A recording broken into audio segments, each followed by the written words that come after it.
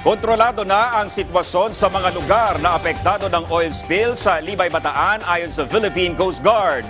Samantala, sinimula na ang silipin ang umano'y paihi system ng lumubog na MT Terra Nova at iba pang barko. Yan ang ulat ni Alan Francisco.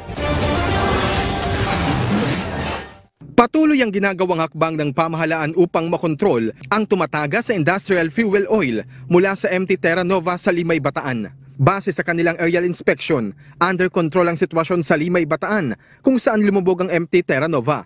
Walang nakitang oil sheen o langis ang iba't ibang opisyal ng gobyerno sa paligid ng Manila Bay hanggang Bataan. Limitado lamang ang nakitang oil sheen sa lugar kung saan lumubog ang motor tanker kaya't pinayagan na ang paglapit ng media sa ground zero. Sinimulan na rin ng BRP Sindangan, isa sa mga barko ng PCG, ang pagsaboy ng oil dispersant. Ang purpose niyan kasi yung oil medyo thick siya, i-dissolve niya para mag-break siya at mag-evaporate or mag-sink. Maliban dito, gumagamit din ng Coast Guard ang water cannon sa paglilinis sa langis.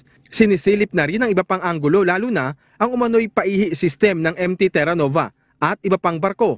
Ito yung para sa mga kaibigan natin, ito yung mga barko sa high seas na maski pa paano, bago i-deliver, kinukuha ng mga lilit na bangka ang langis at dinideliver para maka-evade na pagbayad ng taxes. Kung talagang merong ganong suspect, check-in kaagad yan.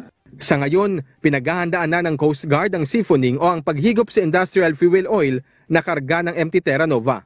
Tatagal naman ng 1 linggo ang pag-fabricate at paglalagay ng metal sealing cap upang maalis na ang langis sa motor tanker. Nakatakdang magbigay ng technical assistance ang isang team mula sa US Coast Guard na may karanasan sa pagkontrol ng oil spill.